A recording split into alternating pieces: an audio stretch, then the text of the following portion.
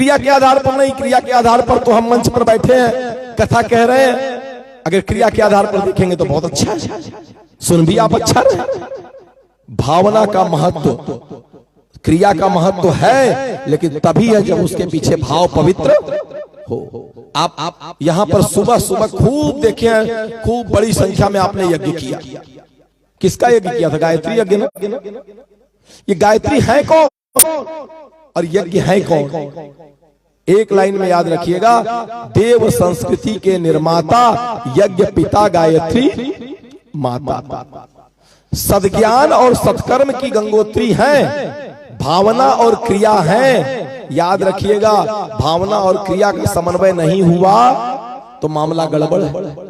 हमारे यहां भाव प्रधान पूरी की पूरी सृष्टि है। आप कहेंगे कैसे? चलिए एक उदाहरण देते हैं, जरा आप बताइएगा कि ऐसा क्यों हुआ। दो व्यक्ति थे, बहुत ध्यान से सुनिएगा। दो व्यक्ति थे, दोनों व्यक्तियों ने दो अलग अलग व्यक्तियों के पेट में चाकू लगाई। क्रिया सेम है ना? क्रिया सेम है कि नहीं? दोनों ने दो अलग अलग व्यक्तियों के पेट में चाकू लगाई, परिणाम भी सेम रहा, दोनों के दोनों मृत्यु को प्राप्त हो गए जिसके पेट में चाकू लगाया था। क्रिया भी सेम रहा, परिणाम भी सेम रहा, लेकिन उसके बाद का नजारा बदल गया। एक व्यक्ति को सामाजिक अवहेलना उठानी पड़ी, एक व्यक्ति को जेल जाना पड़ा, जलालत झेलनी पड़ी, तिरस्कार झेलना पड़ा, उसके ऊपर सजा हुई। और दूसरे व्यक्ति को किसी ने कुछ भी नहीं कहा, वो ना पाप का भागी बना ना सजा का भागी बना। आप बता सकते हैं कि क्रिया सेम होते हुए, एक ही क्रिया के होते हुए, एक ही परिणाम के होते हुए आखिर ऐसा कैसे हो गया? जरा कोई बताएगा? बोलिए ना।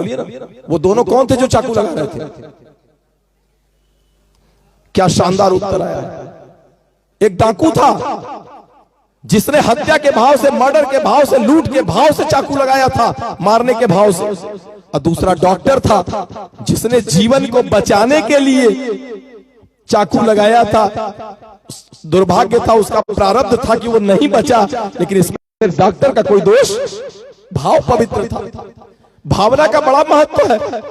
अक्सर लोग कहते हैं भाव भाव क्रिया क्या? अरे भाव के सिवाय हमारे भारतीय संस्कृति में भाव का कितना महत्व है आपको देखना है।